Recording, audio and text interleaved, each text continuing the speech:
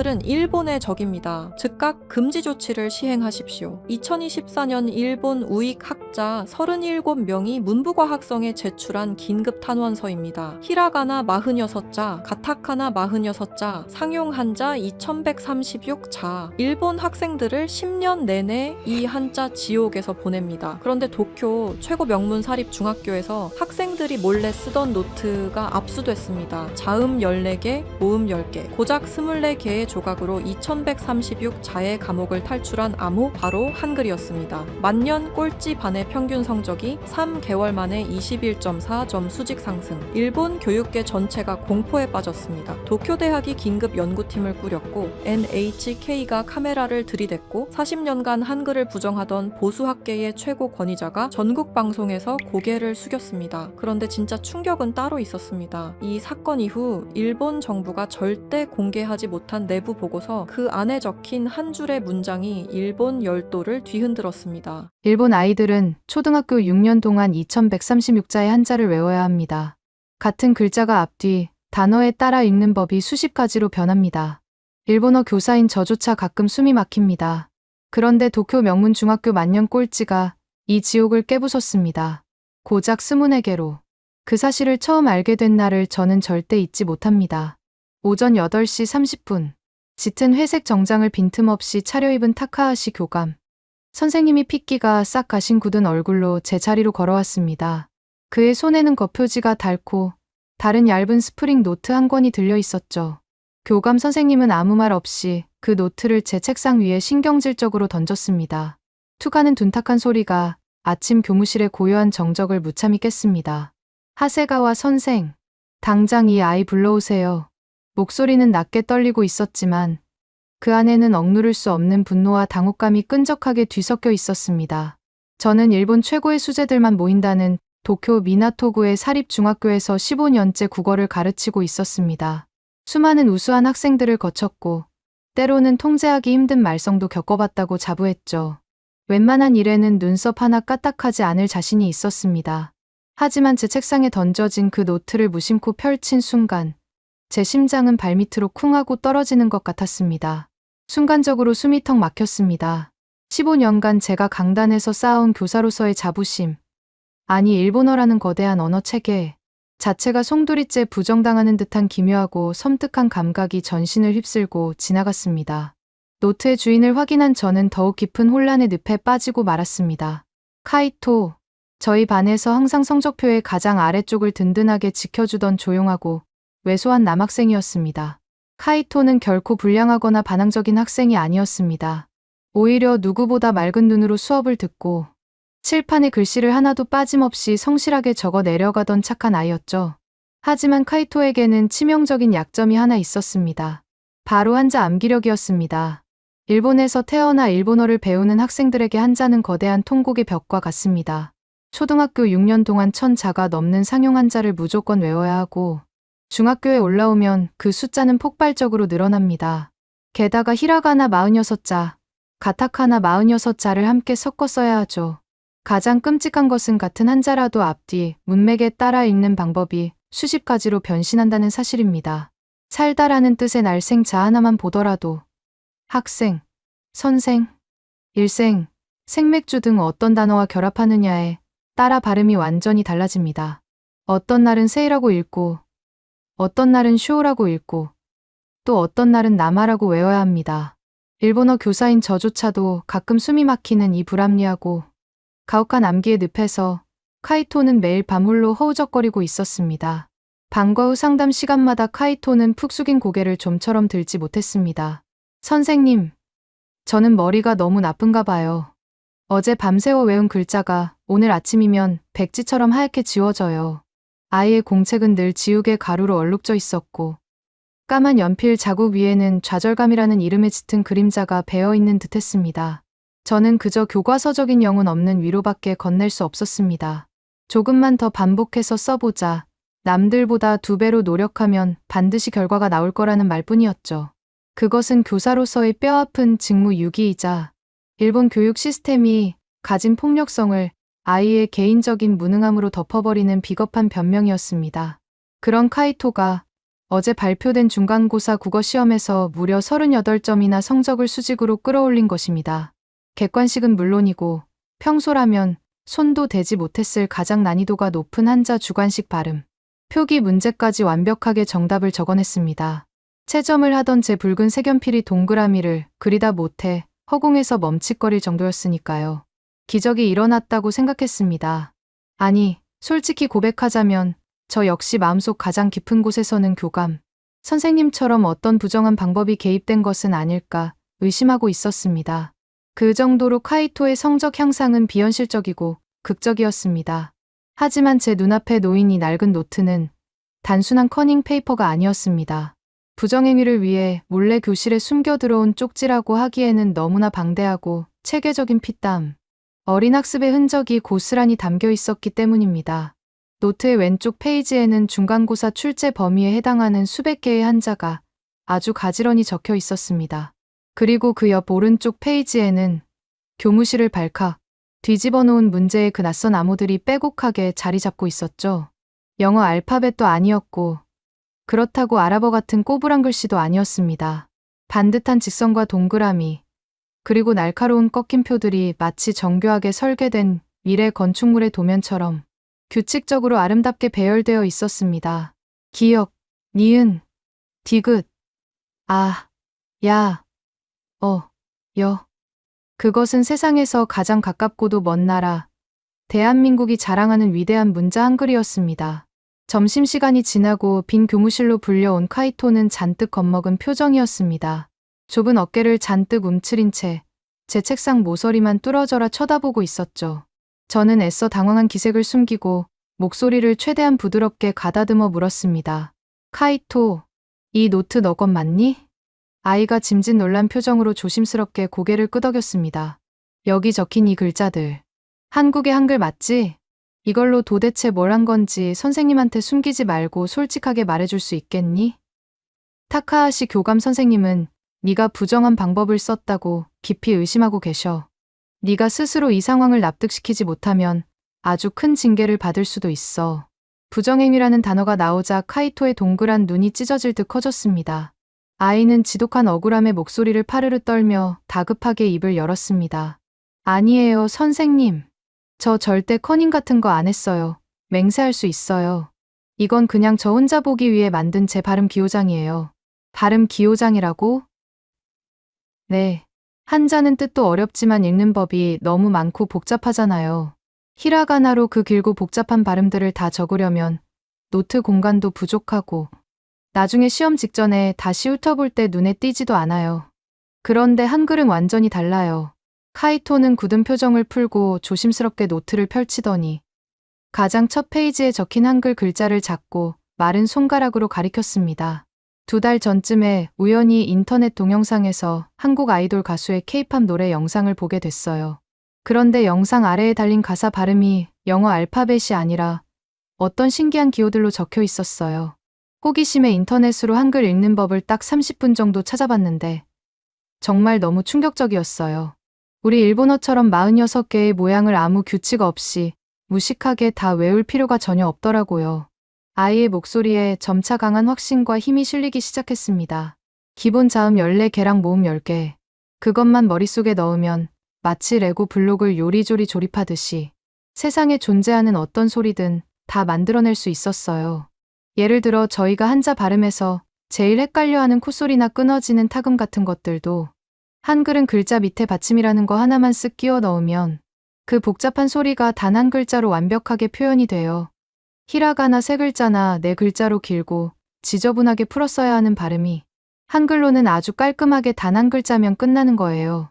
공간도 덜 차지하고 무엇보다 제가 쓴 발음이 머릿속에 사진처럼 선명하게 찰칵 찍혀서 시험 볼 때 절대 잊어버리지 않게 됐어요.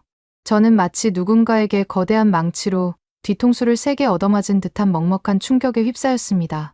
이것은 단순히 성적이 훌쩍 오른 한 평범한 학생의 기특한 공부 무용담이 아니었습니다. 수백 년 동안 일본의 어린아이들을 고통스럽게 올가매던 비효율적인 문자 체계의 치명적인 한계를 한국이라는 타국의 문자를 예리한 도구 삼아 완벽하게 부숴버린 엄청난 교실 안의 혁명이었습니다. 서양의 알파벳을 빌려와 발음을 표기하던 기존의 방식보다 수십 배는 더 직관적이고 소리에 오차가 없었습니다. 소리와 문자가 1대1로 완벽하게 대응하는 인류 역사상 가장 진보되고 과학적인 음소문자라는 한글에 무서운 잠재력을 도쿄 한복판의 15살짜리 중학생이 스스로의 성적으로 증명해낸 것입니다. 카이토는 자신이 우연히 발견한 이 엄청난 효율의 세계에 대해 설명하며 처음 교무실 문을 열고 들어왔을 때의 두려움은 완전히 잊은 채 눈을 반짝이고 있었습니다. 아이는 한글 덕분에 난생 처음으로 무언가를 스스로 외우고 깨우치는 진짜 배움의 기쁨을 알게 되었다고 떨리는 목소리로 고백했습니다. 하지만 지옥 같은 꼴찌의 늪에서 탈출한 아이의 해맑은 미소를 보며 제 가슴 한구석에서는 아주 서늘하고 날카로운 불안감이 독버섯처럼 스멀스멀 피어오르기 시작했습니다. 카이토가 찾아낸 이 완벽하고 아름다운 정답은 오직 성적이라는 결과만으로 순수하게 평가받을 수 있는 성질의 것이 아니었습니다. 일본 교육계의 뼈대 깊은 정체성, 그리고 무엇과도 타협하지 않는 기성세대들의 알 수 없는 맹목적인 자존심이 복잡하게 얽혀있는 거대한 지뢰밭의 정중앙을 이 작은 아이가 겁도 없이 밟아버린 것이죠. 과연 전통을 목숨보다 중시하는 타카하시 교감 선생님과 그보다 더 깐깐하기로 소문난 미나토구의 엘리트 학부모들이 이 낯선 한국의 문자를 우리 일본 아이들의 합당한 학습 도구로 순순히 인정해 줄 수 있을까요? 제 불길한 예감은 15년의 교직 생활 동안 단 한 번도 틀리는 법이 없었습니다.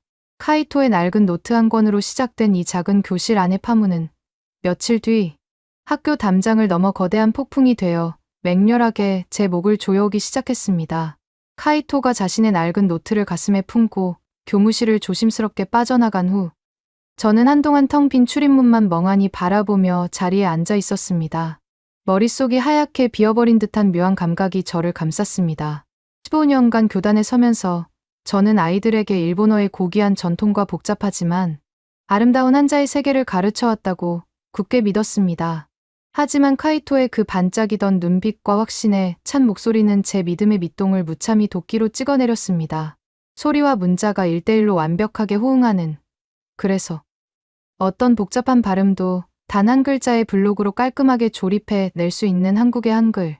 그 낯선 타국의 문자가 평생을 일본어 교육에 바쳐온 저조차 단 한 번도 상상하지 못했던 구원의 밧줄이 되어 우리 반에서 가장 공부를 못하던 아이의 손에 쥐어져 있었던 것입니다. 저는 이 위험하고도 놀라운 비밀을 당분간 타카하시 교감 선생님에게는 철저히 함구하기로 결심했습니다. 교감 선생님에게 카이토의 한글 노트는 그저 불온한 외국 문자로 얼룩진 괘씸한 장난질, 혹은 일본 교육 시스템에 대한 발칙한 도전으로밖에 보이지 않을 것이 뻔했기 때문입니다. 카이토가 찾아낸 이 작고 소중한 배움의 불씨가 꼰대 같은 어른들의 알량한 자존심 때문에 허무하게 짓밟히는 것을 저는 교사로서 도저히 두고 볼 수 없었습니다. 그날 이후 저는 수업 시간에 교단 위에서 우리 반 아이들을 유심히 관찰하기 시작했습니다. 그리고 며칠 지나지 않아 교실 맨 뒷줄에서 아주 기묘하고도 은밀한 움직임이 포착되었습니다. 평소 같으면 점심시간 종이 울리자마자 책상에 엎드려 잠을 청하거나 스마트폰 게임에 정신이 팔려 있어야 할 우리 반의 만년하위권 아이들이 약속이라도 한 듯 카이토의 책상 주변으로 파리떼처럼 몰려들기 시작한 것입니다.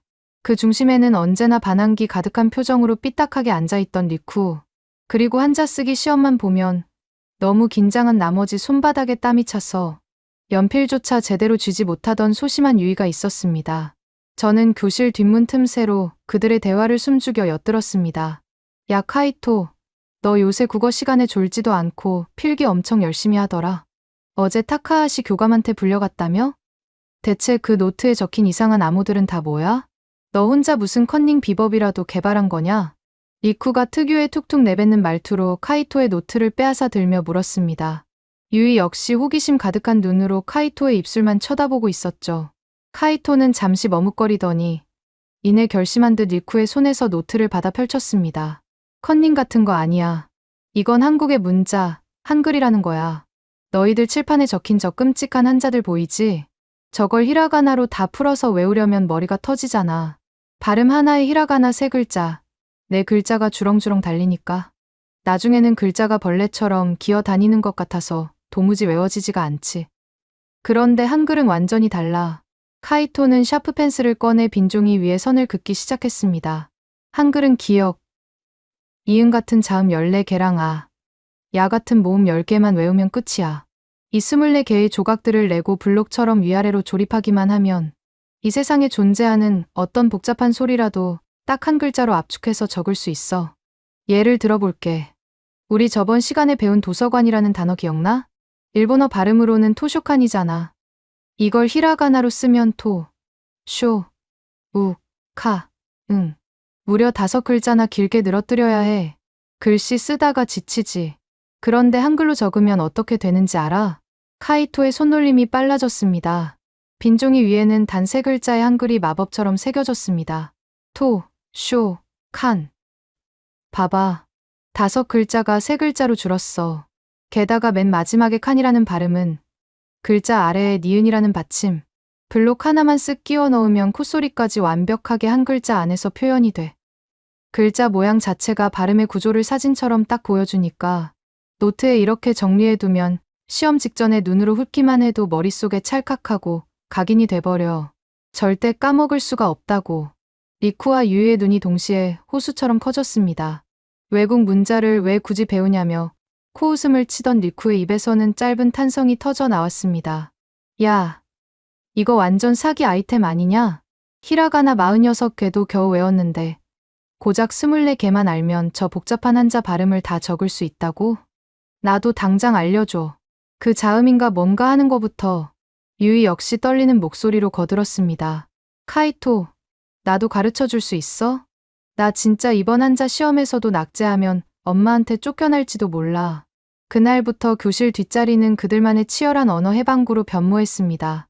카이토를 주축으로 결성된 이른바 한글 레지스탕스는 하루가 다르게 세력을 불려 나갔습니다. 처음에는 리쿠와 유이를 포함해 3명으로 시작했던 스터디 그룹이 불과 2주일 만에 우리 반 하위권 학생 17명 전원으로 불어난 것입니다. 점심시간마다 교실 한 구석에서는 삐뚤빼뚤 서툰 솜씨로 낯선 문자를 그려넣는 아이들의 열기로 가득 찼습니다. 야, 여기서는 이응 받침을 써야 발음이 더 부드럽게 넘어가지. 아, 모음을 세로로 긋는 거랑 가로로 긋는 게 이렇게 다르게 소리 나는구나. 진짜 천재들이 만든 문자 같아. 저는 교단에 서서 그 믿기지 않는 풍경을 묵묵히 지켜보았습니다. 일본어 교사인 제 입장에서 아이들이 모국어의 문자인 히라가나를 제쳐두고 타국의 문자에 열광하는 모습이 조금은 씁쓸하기도 했습니다. 하지만 그 씁쓸함은 이내 거대한 감동으로 바뀌었습니다. 평생 공부라는 높은 장벽 앞에서 패배감과 무기력만 학습해왔던 아이들입니다. 그런 아이들이 처음으로 눈에 불을 켜고 자신만의 무기를 갈고 닦고 있었습니다. 억지로 머릿속에 우겨넣는 단순 암기가 아니라 스스로 원리를 깨우치고 문자를 조립해 내는 진짜 배움의 기쁨을 알아가고 있었던 것입니다. 일본의 한자 교육은 본질적으로 아이들의 인내심을 갉아먹는 고통스러운 암기력 테스트입니다. 소리와 문자의 연결고리가 헐거워서 시각적 기억에 전적으로 의존해야 하죠. 하지만 한글은 달랐습니다. 한글의 구조는 뇌의 인지 구조와 완벽하게 맞아떨어지는 직관적인 도구였습니다. 시각적 부담을 최소화하면서도 소리의 특징을 극대화하여 머릿속에 저장하는 그야말로 발음, 암기에 있어서만큼은 현존하는 가장 완벽하고 압도적인 기술이었습니다. 그리고 드디어 이 작은 레지스탕스들의 운명을 시험할 2학기 기말고사가 다가왔습니다. 시험 당일 아침, 교실 안은 그 어느 때보다 팽팽한 긴장감이 감돌았습니다. 평소 같으면 시험지를 받기도 전부터 책상에 엎드려 잘 준비를 하거나 의미 없이 허공만 응시하던 17명의 아이들. 하지만 오늘 그들의 눈빛은 전장에 나서는 굶주린 늑대처럼 번뜩이고 있었습니다. 시험 시작 종이 울리자마자 교실에는 사각거리는 연필 소리만이 전투적으로 울려 퍼졌습니다. 저는 교실을 천천히 거닐며 아이들의 시험지를 곁눈질로 살폈습니다. 리쿠도, 유이도 빈 여백의 희미한 연필 자국으로 자신만의 한글 암호들을 빠르게 끄적이며 거침없이 답을 써 내려가고 있었습니다. 막히는 문제가 나오면 눈을 감고 자신이 한글로 정리했던 그 시각적 블록의 형태를 머릿속으로 떠올리는 듯했습니다. 며칠 뒤 교무실 제 자리에는 채점을 기다리는 시험지들이 산더미처럼 쌓여 있었습니다. 저는 심호흡을 크게 한 번 하고 붉은 색연필을 집어 들었습니다. 첫 번째 시험지는 소심했던 유이의 것이었습니다. 첫 페이지, 동그라미. 두 번째 페이지, 동그라미. 세 번째 페이지, 가장 배점이 높은 주관식 한자 독음 문제들까지 연속으로 동그라미가 그려졌습니다. 제 손끝이 미세하게 떨리기 시작했습니다. 30점을 넘기지 못해 펑펑 울던 유이의 점수란에는 선명하고 붉은 글씨로 84점이라는 숫자가 새겨졌습니다. 채점이 진행될수록 저는 경악을 금치 못했습니다. 이것은 기적이 아니었습니다. 철저하고 완벽하게 설계된 과학적 데이터의 승리였습니다. 밤을 새워 전체 통계를 낸 결과 제 눈앞에 나타난 수치는 그야말로 일본 교육계의 상식을 갈기갈기 찢어놓을 만큼 충격적이었습니다. 한글을 바른 보조 도구로 사용한 카이토와 17명의 아이들. 그들의 국어 성적 평균은 지난 중간고사 대비 무려 21.4점이나 수직으로 폭등해 있었습니다. 카이토 본인의 성적은 중간고사에 이어 또다시 큰 폭으로 뛰어올라 반상위 5명 안에 들었고 만년 꼴찌를 다투던 나머지 아이들도 단숨에 반 평균을 훌쩍 넘어서며 상위권 아이들을 위협하는 수준까지 치고 올라온 것입니다. 반면 기존의 전통적인 방식대로 묵묵히 히라가나와 가타카나로 암기했던 나머지 우등생 아이들의 평균 상승폭은 고작 2.8점에 불과했습니다. 21.4점이라는 압도적인 숫자. 이것은 단순히 성적이 올랐다는 의미를 넘어섰습니다. 수백 년간 수많은 아이들을 좌절시켰던 비효율적인 일본 문자 체계의 치명적인 한계를 타국의 문자가 완벽하게 보완해냈다는 학술적인 증명이자 생생한 현장의 데이터였습니다. 저는 아이들의 성적표를 품에 안고 한참 동안 창밖만 바라보았습니다. 자랑스러웠습니다. 어른들이 만들어 놓은 지옥 같은 시스템 속에서 자신들만의 생존 방식을 스스로 찾아낸 이 작은 레지스탕스들이 눈물 나게 대견했습니다. 하지만 세상을 바꿀 수 있을 것 같았던 이 짜릿한 승리의 도취감은 채 일주일을 가지 못했습니다. 아이들은 자신이 이루어낸 놀라운 성취에 순수하게 환호하며 기뻐했지만 어른들의 보수적이고 꽉 막힌 세계는 이 기적을 전혀 다른 시선으로 바라보고 있었습니다. 성적표와 함께 아이들의 노트가 각 가정으로 발송된 지 정확히 닷새째 되던 날 아침, 평화롭던 교무실의 고요함을 찢어발기며 제 자리에 전화기가 미친 듯이 발작하듯 울리기 시작했습니다. 하세가와 선생님, 당장 설명해 보시죠. 우리 렌의 노트에 적힌 이 불쾌하고 이상한 글자들, 도대체 뭡니까? 수화기 너머로 들려오는 요시다, 어머니의 신경질적인 목소리. 평소 학교 운영위원회를 쥐락펴락하며 막강한 입김을 자랑하던 그녀의 목소리에는 숨길 수 없는 적대감과 경멸이 서려 있었습니다. 어제 렌의 방에 들어갔다가 기절하는 줄 알았습니다. 명색이 미나토구 최고의 사립중학교라는 곳에서 신성한 일본어 시간에 아이들한테 정체불명의 한국 문자를 가르치다니요. 성적이 오르면 뭐합니까? 우리 아이들이 일본인으로서의 긍지와 정체성을 다 잃어버리고 저급한 외국 문자에 오염되고 있는데 담임이라는 사람이 이걸 방조하고 있었다는 게 말이 됩니까? 요시다 어머니의 전화를 시작으로 본물 터지듯 학부모들의 빗발치는 항해 전화가 교무실을 폭격하기 시작했습니다. 분노, 조롱, 그리고 이해할 수 없는 맹목적인 적개심. 수화기를 쥔 제 손에 식은땀이 차올랐습니다. 교무실 반대편에 앉아있던 타카하시 교감 선생님이 안경 너머로 저를 매섭게 노려보며 서서히 자리에서 일어나고 있었습니다. 카이토의 작은 노트 한 권에서 시작된 조용한 혁명의 불꽃이 이제 아이들의 순수한 배움을 짓밟으려는 어른들의 거대하고 맹렬한 폭풍의 눈 속으로 빨려 들어가고 있었습니다. 피할 수 없는 전쟁의 서막이 올랐습니다. 과연 일본의 정체성이라는 거대한 명분을 무기로 돌진해 오는 이 무자비한 학교 시스템과 학부모들의 맹공 속에서 저는 이 17명의 가여운 레지스탕스들을 끝까지 지켜낼 수 있을까요? 요시다 어머니의 전화가 끊어지기 무섭게 교무실의 전화기들은 마치 짝이라도 한 듯 동시다발적으로 비명을 지르기 시작했습니다. 15년 교직 생활 동안 수많은 민원을 응대해 왔지만 이토록 맹렬하고 조직적인 분노는 처음이었습니다. 전화를 건 학부모들의 목소리에는 단순한 항의를 넘어선 일종의 종교적인 방어, 기재 같은 것이 서려 있었습니다. 일본 최고의 엘리트들이 모인다는 미나토구, 그 중에서도 가장 보수적이고 프라이드가 높기로 소문난 우리 학교 학부모들에게 아이들의 노트에 적힌 낯선 한국의 문자는 그들의 고결한 영토를 침범한 불쾌한 바이러스와도 같았던 것입니다. 그날 오후 사태의 심각성을 인지한 타카하시 교감 선생님은 긴급 학부모 간담회를 소집했습니다.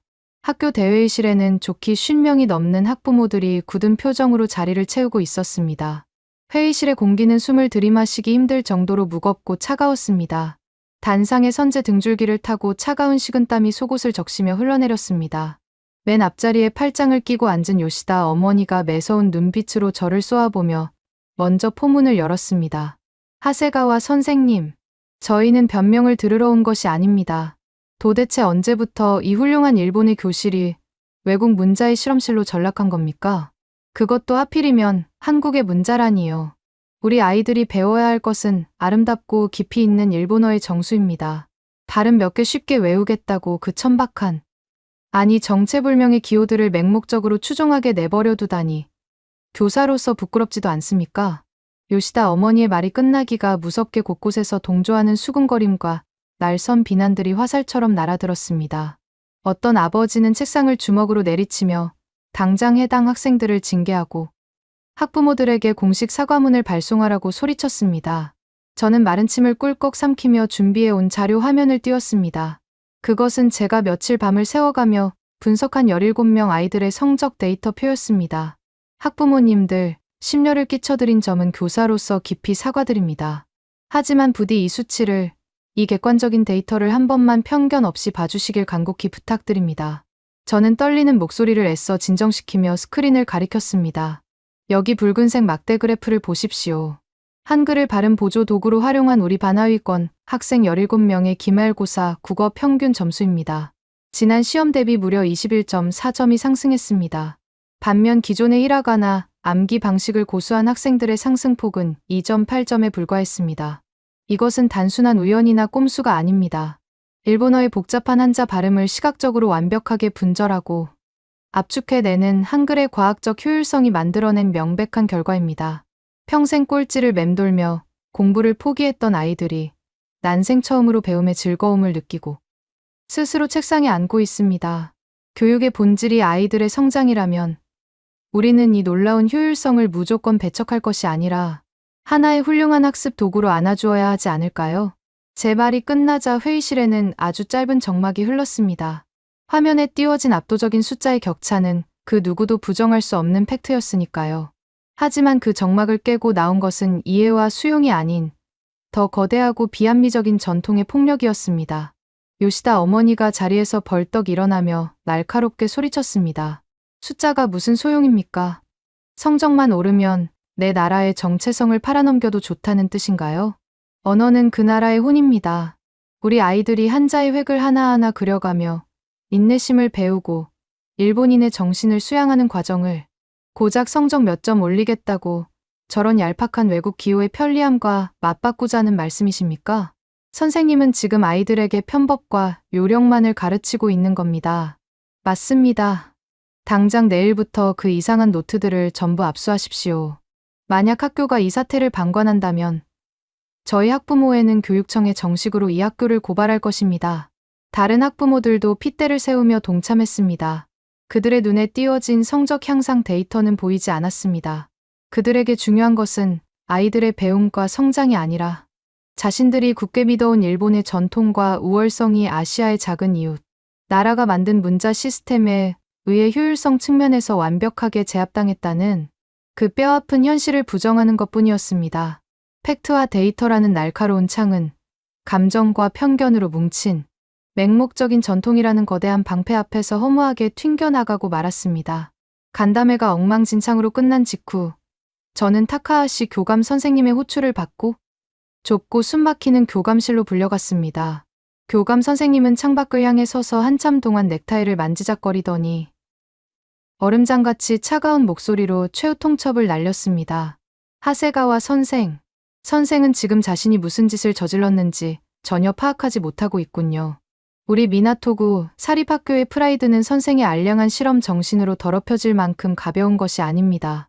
교감 선생님, 하지만 아이들의 눈빛을 보셨지 않습니까?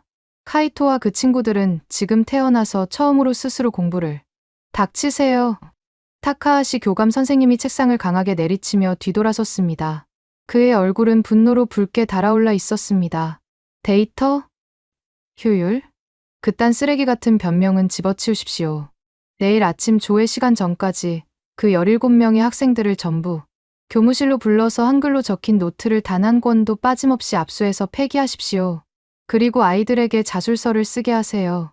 다시는 신성한 학교에서 외국 문자를 사용하지 않겠다는 각서 말입니다. 만약 내 지시를 거부하거나 또다시 반발한다면 선생은 물론이고 해당 학생들 전원을 교칙 위반으로 징계위원회에 회부하겠습니다. 징계 기록이 남으면 그 아이들 상급 고등학교 진학은 꿈도 꾸지 못할 겁니다. 내 말 뜻 명확하게 이해했습니까? 심장이 차갑게 얼어붙는 것 같았습니다. 상급 학교 진학 추천서를 무기로 아이들의 목줄을 쥐고 흔드는 짓. 그것은 교육자로서 절대 해서는 안 될 가장 비열하고 잔인한 폭력이었습니다.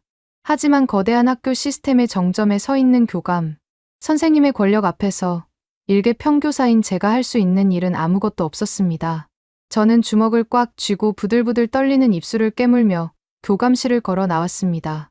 다음 날 아침, 텅 빈 음악실로 카이토와 리쿠, 유이를 비롯한 17명의 아이들을 몰래 불렀습니다. 창문 틈으로 스며드는 아침 햇살이 아이들의 맑은 얼굴을 비추고 있었지만 제 속은 시커멓게 타들어가고 있었습니다. 저는 아이들의 눈을 차마 마주치지 못한 채 교감 선생님의 지시사항을 무겁게 전달했습니다. 오늘 당장 노트를 제출하고 다시는 한글을 쓰지 않겠다는 각서를 써야 한다는 청천벽력 같은 선고를 내린 것입니다. 순간 음악실 안은 무덤처럼 고요해졌습니다. 아이들의 얼굴에 번져가던 충격과 배신감은 이내 처절한 절망으로 바뀌었습니다. 평소 가장 거칠게 행동하던 리쿠가 눈가를 붉히며 발로 철제 의자를 거칠게 걷어찼습니다. 쾅하는 소리와 함께 리쿠가 소리쳤습니다. 대체 왜요? 우리가 누굴 때렸어요? 남의 물건을 훔쳤어요? 그냥 공부 좀 잘해보고 싶어서 남들보다 조금 더 쉽게 외울 수 있는 방법을 찾아서 우리끼리 쓴 것뿐이잖아요. 성적이 오르면 칭찬을 해줘야지. 왜 우리가 각서까지 쓰면서 죄인 취급을 받아야 하는데요? 유이는 이미 양손으로 얼굴을 감싼 채 흑흑 소리 내어 울고 있었습니다. 선생님, 저 이제 한글 없으면 한자 하나도 못 읽어요. 다시 예전처럼 바보 취급받으면서 교실 구석에 앉아있기 싫어요. 제발 우리 노트 뺏지 마세요. 그리고 카이토. 모든 기적의 시작이었던 카이토는 울지 않았습니다.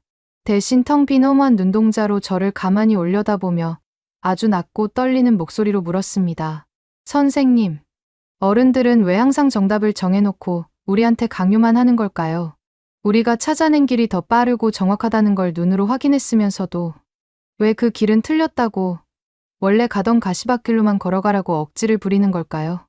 우리는 그저 이해하고 싶었을 뿐인데 일본어가 미워서가 아니라 포기하지 않고 끝까지 일본어를 잘하고 싶어서 이 도구를 선택한 것뿐인데 아이의 그 덤덤한 질문이 제 가슴을 수만 개의 바늘로 쑤시는 듯한 고통을 안겨주었습니다.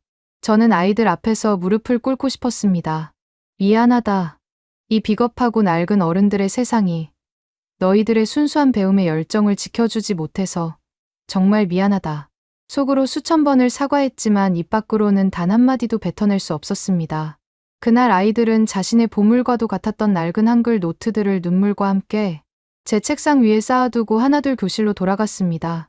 아이들의 뒷모습은 처음 한글을 발견하기 전에 그 무기력하고 패배감에 젖어있던 예전의 모습으로 완벽하게 되돌아가 있었습니다. 방과 후 텅 빈 교무실에 홀로 남아 아이들이 제출한 17권의 노트를 물끄러미 바라보았습니다. 기역, 니은, 디귿. 아이들의 땀방울이 서려있는 이 위대한 문자들이 일본의 낡은 편견이라는 거대한 장벽 앞에서 산산조각이 나버렸습니다.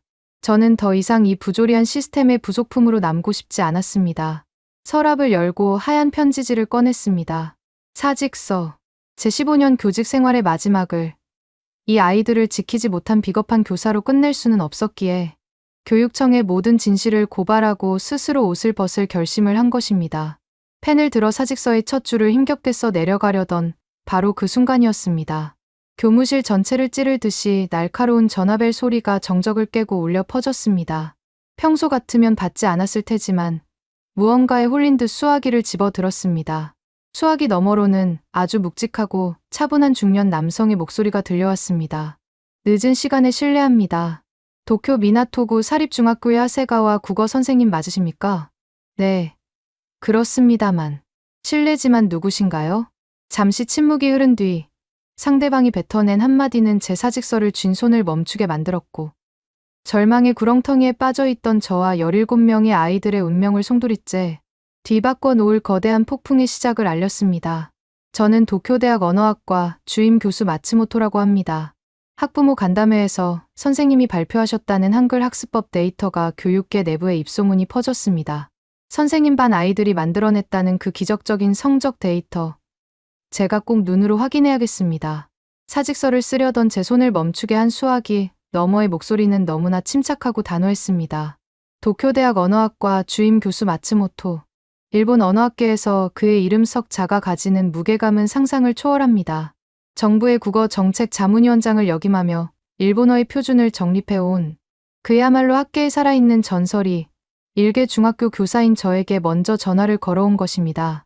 다음 날 오후, 저는 아이들이 빼앗긴 17권의 노트를 커다란 서류 가방에 쓸어 담고 도쿄대학 연구실로 향했습니다. 연구실 문을 열고 들어가자 벽면을 가득 채운 수만 권의 언어학 서적들 사이로 백발이 성성한 마츠모토 교수가 앉아 있었습니다. 저는 덜덜 떨리는 손으로 가방을 열어 카이토와 아이들의 피땀이 어린 한글 노트들을 그의 낡은 원목 책상 위에 조심스럽게 올려놓았습니다. 마츠모토 교수는 말없이 돋보기를 고쳐 쓰고 가장 낡은 카이토의 노트를 펼쳤습니다. 첫 페이지를 넘기는 그의 손길은 아주 느렸습니다. 5분, 10분. 연구실 안에는 오직 종이가 넘어가는 바스락거리는 소리만이 무겁게 내려앉았습니다. 이윽고 마츠모토 교수가 안경을 벗으며 깊은 한숨을 내쉬었습니다. 그의 눈빛은 경이로움과 충격으로 강하게 일렁이고 있었습니다. 하세가와 선생님, 이것은 단순한 반항이나 꼼수가 아닙니다. 이 15살짜리 꼬마들은 수백 년 동안 일본의 언어학자들이 풀지 못했던 난제를 타국의 문자를 빌려와 완벽하게 해체해버린 겁니다. 제가 숨을 죽이고 다음 말을 기다리자 교수는 노트를 손가락으로 가리키며 열띤 목소리로 설명을 이어갔습니다. 일본어는 음절 단위로 끊어지는 매우 비효율적인 표기 구조를 가지고 있습니다. 반면 한국의 한글은 초성, 중성, 종성이라는 세 가지 소리의 단위를 하나의 네모난 블록 안에 입체적으로 조립해내는 전 세계에서 유일무이한 완벽한 자질 문자입니다. 발음 기관의 모양을 본떠 만든 이 과학적인 기호들은 일본어의 그 어떤 복잡한 타금이나 초금도 단 하나의 시각적 덩어리로 압축해냅니다. 제가 이 노트들을 분석해보니 아이들이 한자를 보고 발음을 뇌에서 인지하여 암기하는 데 걸리는 시각적 처리 시간이 기존 히라가나 대비 무려 40%나 단축되는 놀라운 효율을 보이고 있습니다. 이건 기적이 아닙니다. 완벽하게 계산된 언어학적 진화입니다. 그의 말을 듣는 순간 제 가슴 속에서 뜨거운 눈물이 왈칵 쏟아질 것만 같았습니다. 학부모들과 교감 선생님에게 짓밟혔던 아이들의 노력이 비로소 세상에서 가장 권위 있는 학자의 입을 통해 진정한 가치를 인정받는 순간이었습니다. 다음 날 아침, 짙은 색 세단을 탄 마츠모토 교수가 우리 학교 교문에 들어섰습니다. 교장실로 다급하게 불려간 타카하시 교감 선생님의 얼굴은 사색이 되어 있었습니다. 평소 학부모들의 권력 앞에서는 한없이 약하면서도 교사들에게는 제왕처럼 군림하던 교감 선생님이었지만 도쿄대 최고 권위자의 갑작스러운 방문 앞에서는 쥐 죽은 듯이 고개를 숙일 수밖에 없었습니다. 마츠모토 교수는 교감 선생님과 헐레벌떡 달려온 학교 운영위원장 요시다 어머니 앞에 성적 데이터와 자신의 언어학적 분석 보고서를 거침없이 던졌습니다. 아이들의 배움을 억압하는 낡은 편견을 당장 거두십시오. 당신들이 금지하려던 이 낡은 노트들은 조만간 일본 언어 교육, 학회지의 가장 혁신적인 학습 도구 사례로 등재될 것입니다. 만약 학교가 이 아이들의 정당한 학습권을 부당한 이유로 계속 징계하려 든다면 저는 도쿄대 언어학과의 이름을 걸고 문부과학성에 이 학교의 편협한 교육 실태를 정식으로 고발하겠습니다. 권위주의로 똘똘 뭉친 자들은 자신보다 더 거대한 권위 앞에서는 속수무책으로 붕괴하는 법입니다. 요시다 어머니는 입술을 파르르 떨면서도 단 한마디의 반박조차 하지 못했고 타카하시 교감 선생님은 식은땀을 닦으며 연신 고개를 조아렸습니다. 그 자리에서 교감 선생님은 노트 압수 지시를 공식적으로 철회할 수밖에 없었습니다. 그날 오후 저는 교무실 캐비닛에 갇혀있던 17권의 노트를 다시 꺼내 아이들이 기다리는 교실로 향했습니다. 교실 뒷문을 열고 들어가 노트를 아이들의 책상 위에 하나씩 내려놓자 굳어있던 카이토의 눈에서 굵은 눈물방울이 툭 하고 떨어졌습니다. 소리 없는 오열이 교실을 채웠고 리쿠와 유이도 노트를 가슴에 꼭 끌어안고 울음을 터뜨렸습니다. 그것은 억압받던 약자들이 마침내 쟁취해 낸 승리의 눈물이었습니다. 저는 카이토의 어깨를 꽉 쥐어주며 속삭였습니다. 너희들이 옳았어. 이제 아무도 너희들의 방식을 빼앗지 못할 거야. 마음껏 쓰렴. 하지만 이 짜릿한 교실 안의 승리는 단지 거대한 태풍의 눈을 빠져나온 것에 불과했습니다. 마츠모토 교수가 학회에 발표한 보고서가 언론의 안테나에 포착되면서 카이토의 낡은 노트 이야기는 SNS를 타고 걷잡을 수 없이 퍼져나가기 시작했습니다. 오사카, 나고야, 후쿠오카, 전국의 중학교에서 만년 하위권에 머물던 수많은 아이들이 벼락이라도 맞은 듯 한글 기초, 자음과 모음을 인터넷으로 검색하기 시작했습니다. 도쿄의 명문 중학교 아이들이 비밀리에 쓰는 성적 폭등의 마법, 이라는 자극적인 소문은 억눌려 있던 아이들의 학구열에 기름을 부었습니다. 전국 곳곳의 교실 뒷자리에서 기역, 이은, 디귿을 그리는 은밀한 레지스탕스들이 우후죽순처럼 생겨났습니다. 어느새 이 현상은 단순한 유행을 넘어 하나의 거대한 사회적 신드롬으로 진화하고 있었습니다. 그리고 마침내 일본 최대의 공영방송 NHK의 탐사 보도팀이 우리 학교로 카메라를 들고 찾아왔습니다. 다큐멘터리 제작진은 사흘 밤낮을 아이들과 함께하며 일본어의 무거운 짐에 짓눌려 있던 평범한 소년, 소녀들이 타국에 문자인 한글을 도구 삼아 어떻게 언어의 감옥에서 탈출했는지를 아주 치밀하고 객관적인 시선으로 카메라에 담아냈습니다. 방송이 전파를 타던 날 밤, 일본 열도는 말 그대로 발칵 뒤집혔습니다.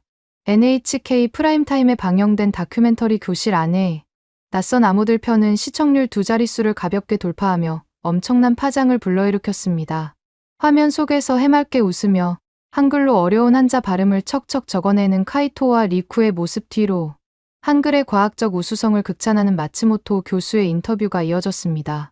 방송이 끝나자마자 주요 포털 사이트의 검색어 1위부터 10위까지가 모조리 한글 학습법, 한자 암기 한글, 마츠모토 교수 논문 같은 단어들로 도배되었습니다. 그러나 빛이 강하면 그림자도 짙어지는 법입니다. 압도적인 효율성을 증명하는 방송이 나가자 숨을 죽이고 있던 일본 보수 교육계의 거대한 그림자가 맹렬하게 꿈틀거리기 시작했습니다. 그들의 분노는 타카하시 교감이나 일개 학부모들의 반발과는 차원이 달랐습니다. 그것은 자신들이 수백 년간 지켜온 일본의 문화적 우월성이 흔들리는 것에 대한 본능적이고 원초적인 공포였습니다. 방송 다음 날 아침, 일본 유력 일간지의 일면 톱기사에는 피를 토하는 듯한 자극적인 칼럼이 실렸습니다. 칼럼을 쓴 사람은 도쿄대학 교육학과의 거두이자 보수학계의 정신적 지주로 불리는 쿠로사와 교수였습니다. 그는 수십 년간 정부의 굵직한 교육 정책을 좌지우지해 온마쿠의 최고 권력자였습니다. 쿠로사와 교수는 TV의 긴급 시사 토론 프로그램에까지 직접 출연하여 핏대를 세웠습니다. 이것은 단순한 학습법의 차이가 아닙니다. 아주 교묘하고 무서운 문화적 침략입니다.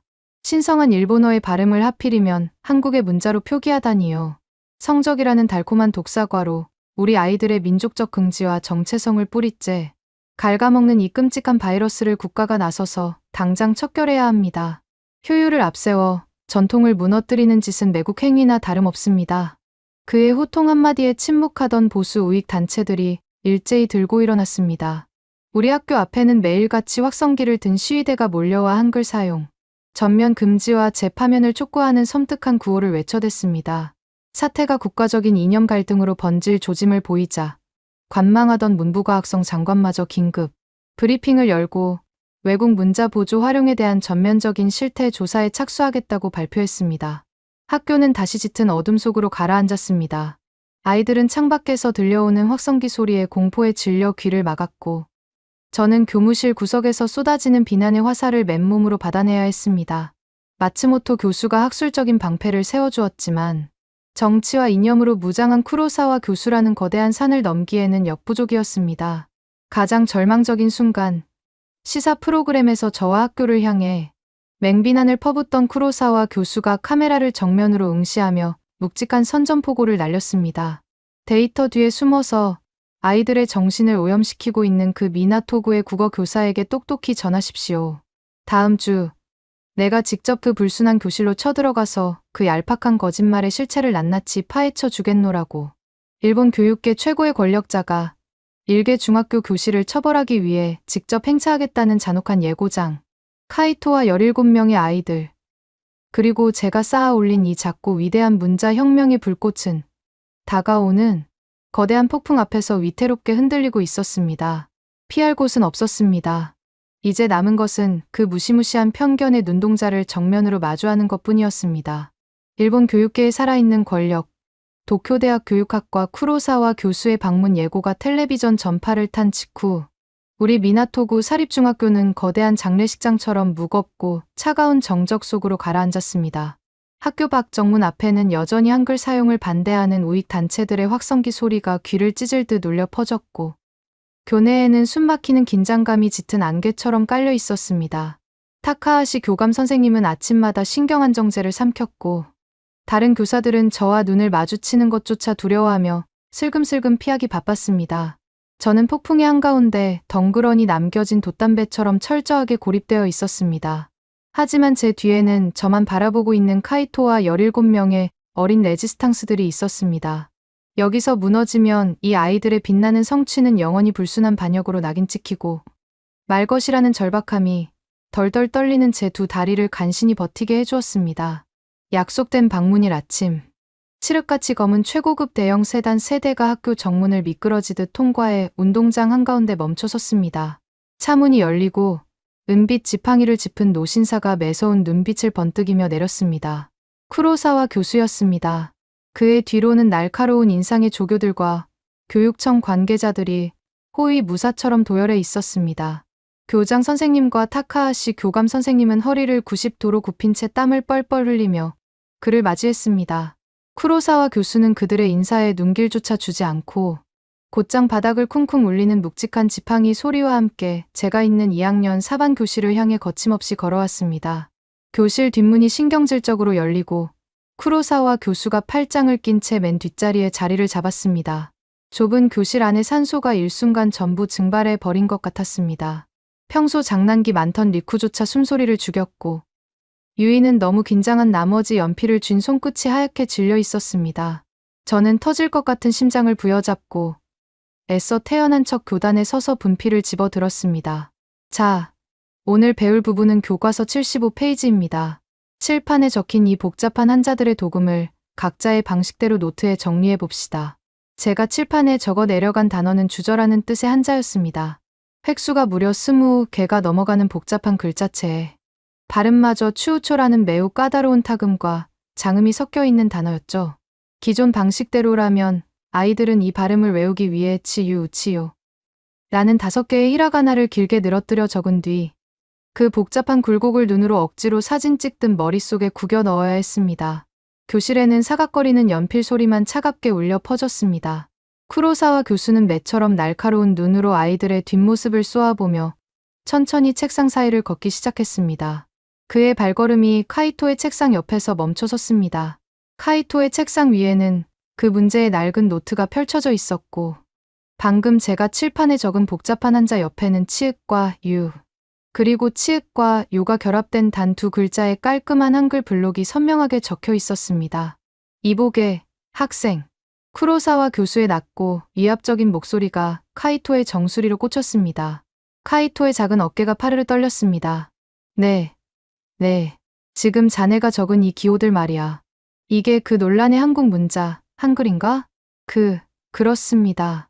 쿠로사와 교수의 입가에 비릿한 조소가 번졌습니다. 그는 아이를 향해 아니 저와 교실 안에 모두가 똑똑히 들으라는 듯 쩌렁쩌렁한 목소리로 꾸짖기 시작했습니다. 나는 도무지 이해할 수가 없군. 명색이 미나토구의 엘리트라는 학생이 수백 년간 이어져 온 아름답고 격조 높은 우리 일본의 문자를 버리고 고작 암기 몇 번 쉽게 해보겠다고 타국의 천박한 발음 기호의 영혼을 파는 이유가 무엇인가? 자네는 거울을 보며 스스로 일본인으로서의 자긍심이 부끄럽지도 않은가? 이것은 배움이 아니라 알량한 요령이자 문화적 항복 선언이야. 그의 호통에 타카하시 교감 선생님은 교실 문 밖에서 발을 동동 굴렀고 아이들은 겁에 질려 고개를 푹 숙였습니다. 저는 교단에서 뛰어내려와 쿠로사와 교수를 막아서려 했습니다. 하지만 그 순간 제 눈앞에서 믿을 수 없는 일이 벌어졌습니다. 만년 꼴찌, 늘 자신감이 없어 방과 후 상담 시간마다 고개를 떨구던 15살 소년 카이토가 덜덜 떨리는 두 주먹을 책상 위에 꽉 쥐고서 천천히 고개를 들어 쿠로사와 교수의 매서운 눈동자를 정면으로 마주본 것입니다. 교수님, 저는 영혼을 판 적이 없습니다. 소년의 목소리는 미세하게 떨리고 있었지만 그 안에 담긴 결기는 교실 안의 무거운 공기를 뚫고 나갈 만큼 단단했습니다. 쿠로사와 교수의 한쪽 눈썹이 꿈틀거렸습니다. 저는 히라가나가 싫어서 이걸 쓰는 게 아닙니다. 오히려 일본어를 너무나 사랑하고 포기하고 싶지 않아서 이 문자를 선택한 겁니다. 카이토는 자신의 노트를 들어 올려 교수에게 내밀었습니다. 교수님, 이 한자의 발음은 추우초입니다. 히라가나로는 5글자를 써야 하고 시각적으로 소리의 높낮이나 강세가 전혀 직관적으로 와닿지 않습니다. 하지만 이 한글을 보십시오. 단 2개의 블록으로 끝납니다. 글자 자체가 입술 모양과 혀의 위치를 본떠 만들어졌기 때문에 이 글자를 보는 순간 뇌에서 소리가 곧바로 튀어나옵니다. 저는 머리가 나빠서 전에는 이 단어 하나를 외우는데 20분이 걸렸습니다. 하지만 한글로 정리한 이후로는 2분이면 완벽하게 발음을 암기합니다. 남은 18분 동안 저는 한자의 깊은 뜻을 공부하고 예문을 찾아 읽을 수 있게 되었습니다. 카이토는 숨을 한번 크게 들이쉬고 평생 학계의 존경만 받아온 노학자의 심장을 향해 묵직한 돌직구를 날렸습니다. 교수님은 제가 문자를 버렸다고 하셨지만 틀렸습니다. 저는 한글이라는 완벽한 도구를 빌려와서 우리 일본어를 그 누구보다 깊고 정확하게 정복해 나가고 있는 겁니다. 문자는 목적이 아니라 도구입니다. 더 효율적인 도구가 있다면 그것을 적극적으로 활용해서 내 나라의 언어를 완벽하게 마스터하는 것. 그것이 진짜 긍지가 아닐까요? 순간 교실 안은 바늘 떨어지는 소리조차 들리지 않을 만큼 완벽한 정적에 휩싸였습니다. 도쿄대 교육학과 주임 교수이자 보수 진영의 수장인 쿠로사와 교수에게 15살짜리 중학생이 언어와 배움의 본질에 대해 완벽한 논리로 반박을 가한 것입니다. 저는 카이토의 당돌함에 심장이 멎을 뻔했지만 한편으로는 아이의 그 빛나는 통찰력의 전율을 느꼈습니다. 쿠로사와 교수는 입을 굳게 다문 채 카이토의 노트를 빼앗아 들었습니다. 그의 날카로운 시선이 칠판에 적힌 한자들과 노트에 적힌 한글의 발음, 블록들을 번갈아 가며 훑고 지나갔습니다.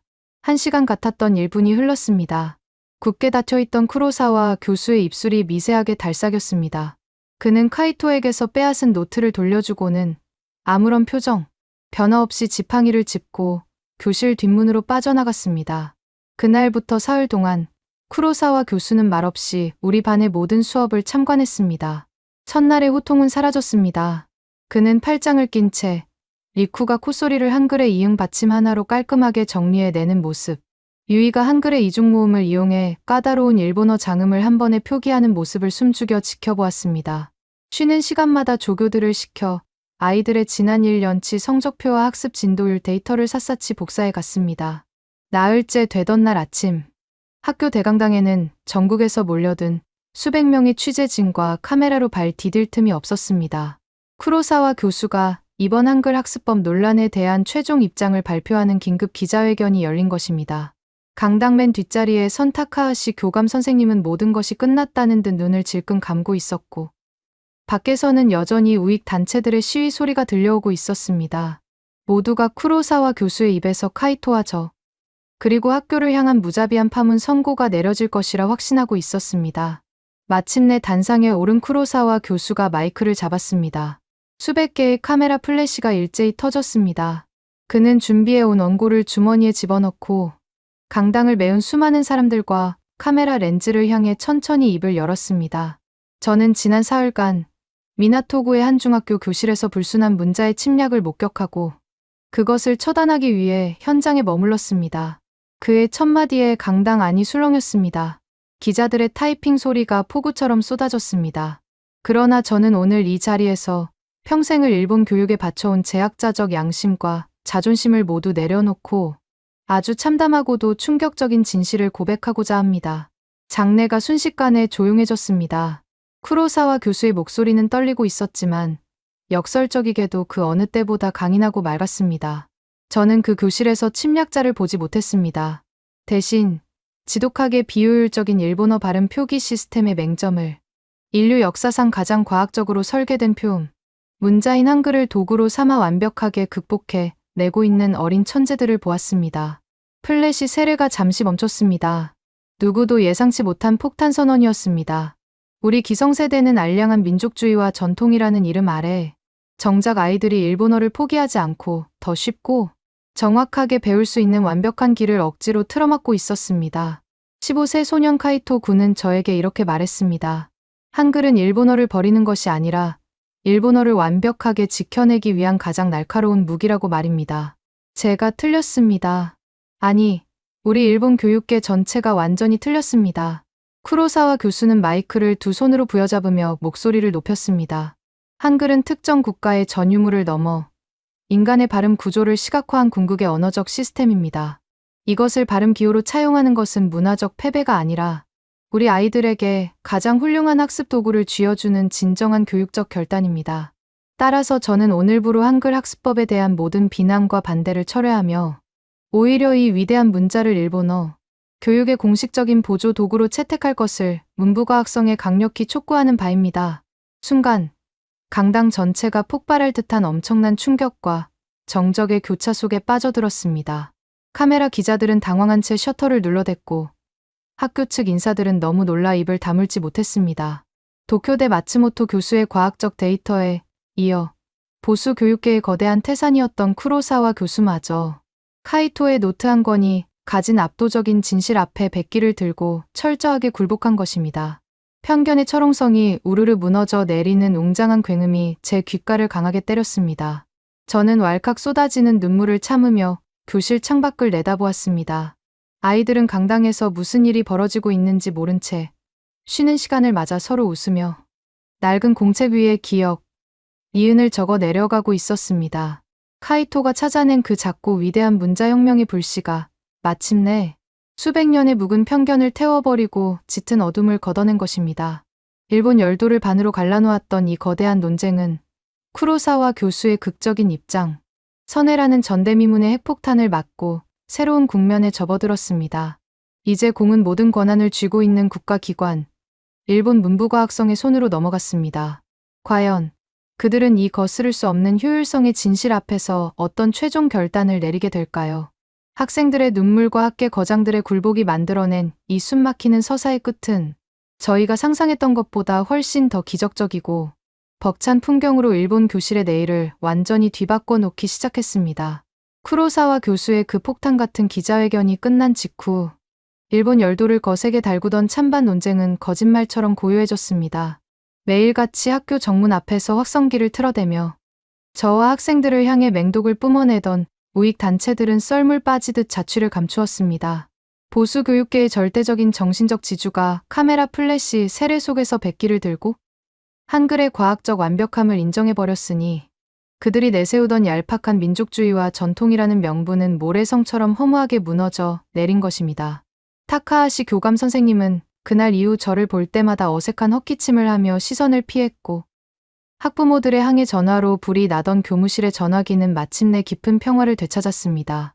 그리고 얼마 뒤 수많은 학자와 언론의 시선이 집중된 가운데 일본 문부과학성은 긴급 정책회의 결과를 공식적으로 발표했습니다. 외국 문자를 일본어 학습의 보조 도구로 활용하는 것은 각 학교의 자율적인 교육 권한이며 국가가 이를 강제로 금지할 어떠한 합리적 근거도 존재하지 않는다.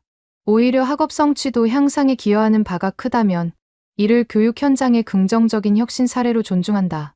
그것은 완전하고도 흠결 없는 카이토와 17명의 아이들이 피땀으로 일구어낸 위대한 승리의 선언이었습니다. 교실에서 숨죽여 뉴스를 지켜보던 아이들은 서로를 부둥켜 안고 엉엉 소리 내어 울었습니다. 리쿠는 제품에 안겨 선생님 고맙습니다 라며 오열했고 유이는 이제 당당하게 칠판 앞에서 한글로 발음을 적을 수 있다며 붉어진 눈으로 활짝 웃었습니다. 저는 아이들의 머리를 하나하나 쓰다듬으며 조용히 속삭였습니다. 너희들이 이겼다. 너희들의 용기가 그 무섭고 단단하던 세상의 편견을 완벽하게 부수어버린 거라고 말입니다. 그로부터 기적 같은 세월이 흘렀습니다. 저희 학교는 전국 사립중학교 최초로 엄청난 결단을 내렸습니다.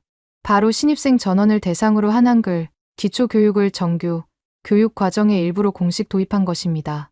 새 학기가 시작된 봄날, 칠판 앞에는 더 이상 일본어의 복잡한 한자, 발음을 억지로 주입하려는 낡은 풍경이 존재하지 않았습니다. 대신 갓 입학한 눈망울 초롱초롱한 신입생들이 제 선창에 맞춰 한글의 자음과 모음을 즐겁게 따라 읽고 있었습니다. 기역, 니은, 디귿, 아, 야, 여. 교실 안에는 아이들의 경쾌한 합창 소리가 울려 퍼졌습니다. 불과 얼마 전만 해도 불온한 암호라며 탄압받고 압수당하던 바로 그 문자가 이제는 미나토구 최고 엘리트 학생들의 교과서 첫 페이지를 당당하게 장식하고 있는 것입니다. 한 달 동안 주 2회씩 진행되는 한글 기초 수업을 들은 아이들은 거짓말처럼 단 몇 주 만에 세상의 모든 소리를 자유자재로 조립해 내는 마법을 터득했습니다.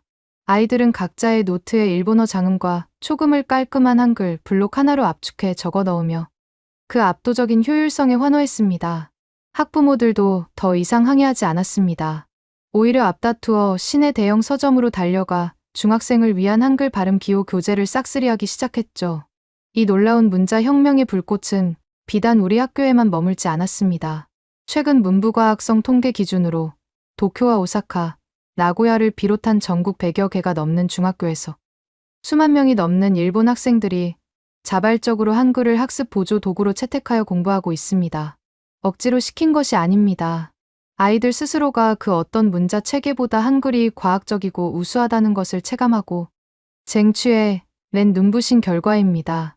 그리고 어느 눈부신 봄날 오후 텅 빈 교무실에 앉아 채점을 하던 저에게 너무나 반가운 손님이 찾아왔습니다. 키가 훌쩍 크고 교복이 아닌 반듯한 정장이 제법 잘 어울리는 늠름한 청년, 바로 카이토였습니다. 15살의 꼴찌 수모를 견디다 못해 한글이라는 구명조끼를 스스로 찾아 입었던 그 작고 나약했던 소녀는 칠판에 글씨를 뚫어지게 보며 자신만의 암호를 만들어내던 끈기와 분석력을 바탕으로 엄청난 학업적 도약을 이루어냈습니다.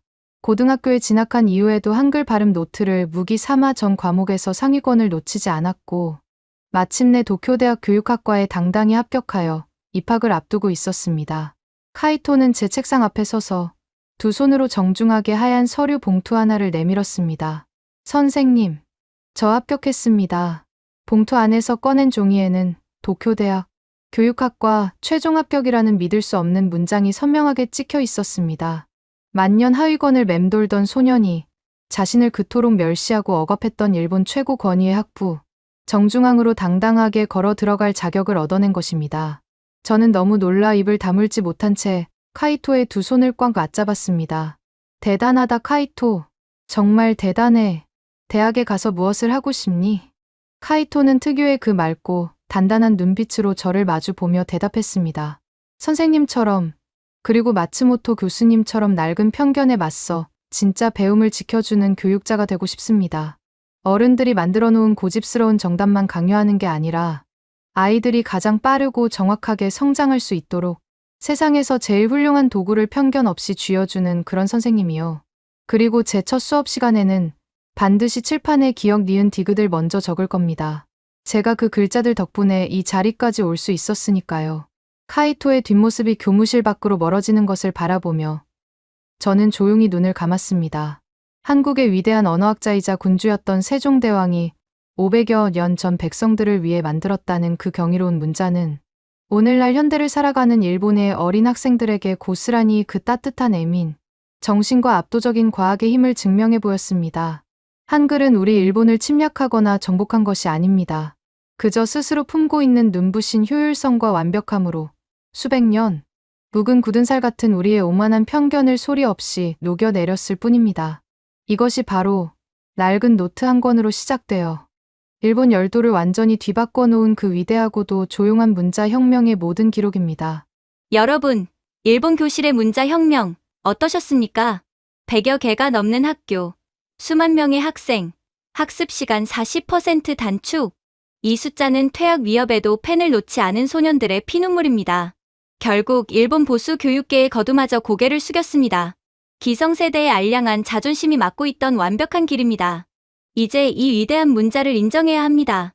아무도 믿어주지 않고 조롱받던 시간. 아이들은 묵묵히 한글의 가치를 증명해 일본 엘리트 교육의 심장부를 굴복시켰습니다. 한글의 압도적 우수성이 전 세계에 닿을 수 있도록 지금 바로 구독과 좋아요, 그리고 이 영상을 공유해 주십시오. 여러분의 공유 하나가 대한민국 문화에 자긍심을 세웁니다. 가슴이 뜨거워지셨다면 댓글에 모두가 있는 나라 한 문장만 남겨주십시오.